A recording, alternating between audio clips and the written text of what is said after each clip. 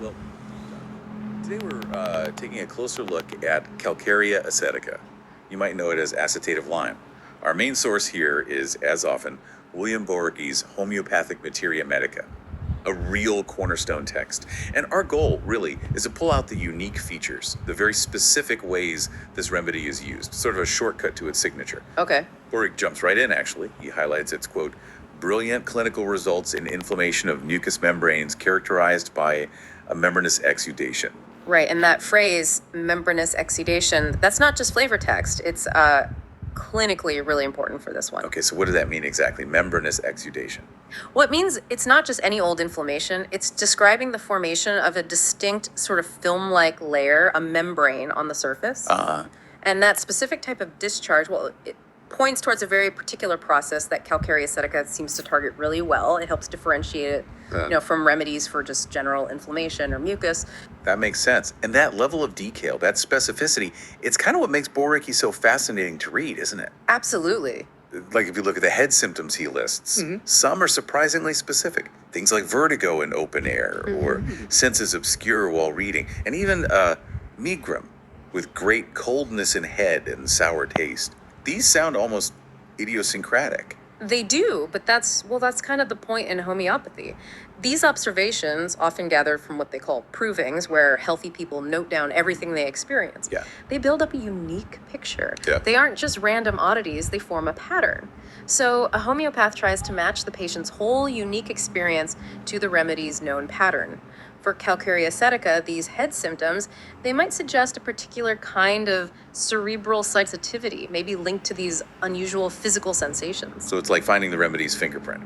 Exactly, that's a good way to put it. And speaking of unique fingerprints, the respiratory symptoms Boericke lists for Calcarea acetica are really quite striking. He notes rattling expiration, which is clear enough, but then this one. Cough loose with expectoration of large pieces like casts of bronchial tubes. Yes, casts. That's a very vivid description. It really is. What does that detailed cast tell us about the inflammation itself? It tells us it's producing something more than just mucus. It's a fibrinous, sort of solidified exudate that's actually taking the shape of the airways, the bronchial tubes. Wow. So it indicates a pretty deep-seated, very productive kind of inflammation. It's quite physical, quite material, which links right back to that initial idea of membranous exudation. It's a consistent theme. That membranous quality again, it seems to be a key thread. Boericke adds other respiratory details too, like breathing difficult, better bending shoulders backward, and a constrictive, anxious sensation in chest. It paints a picture of pretty intense distress. It does. And it's interesting how this membranous characteristic seems to pop up elsewhere. Boericke notes membranous dysmenorrhea under the female symptoms. Yes, he does. And he even links it to another remedy, borax.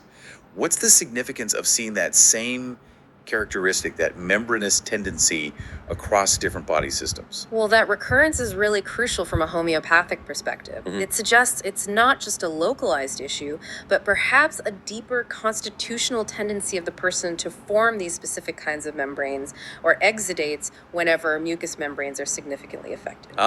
Right, a systemic pattern. Exactly. Right. And the comparison to borax reinforces that because borax is also known for similar kinds of fibrinous discharges, especially in the female sphere. It helps see the remedy's deeper action. That makes a lot of sense. Okay, and finally, Boericke also mentions its use in cancer pains. Yes. Comparing it specifically to Calc oxal for, quote, excruciating pains of open cancer. What does that comparison suggest? Is it about the type of pain? I think the comparison to calcoxyl likely suggests that Calcarea acetica was seen as helpful in similarly severe, maybe deep, gnawing, destructive kinds of pain processes, particularly in conditions like open cancer where there's tissue breakdown. It possibly points to situations where there might also be some kind of exudate or discharge involved, which would fit its overall picture. And he gives a dosage too. He does. He recommends the third trituration, which is, generally speaking, a relatively low potency, often chosen when you're looking for effects on a more physical tissue level. Right. So as you can clearly hear, Calcarea acetica, as detailed by Boericke, really stands out, not just for how specific the symptoms are, but for these recurring patterns, these threads, like the membranous quality that connect the details. It's quite fascinating, isn't it? How these really precise historical observations, even though they're from a different era, can still offer such valuable insights into the incredibly intricate ways our bodies react and express distress. Yeah. It highlights a certain kind of rigorous observation, focusing on unique symptoms that might otherwise be overlooked, but which can guide very specific approaches. And that really brings us to a final thought for you, our listener.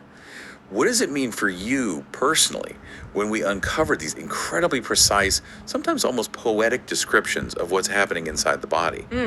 How might understanding these specific connections, these detailed symptom pictures, challenge or maybe expand how you perceive your own body's responses or think about health more holistically? Something to ponder.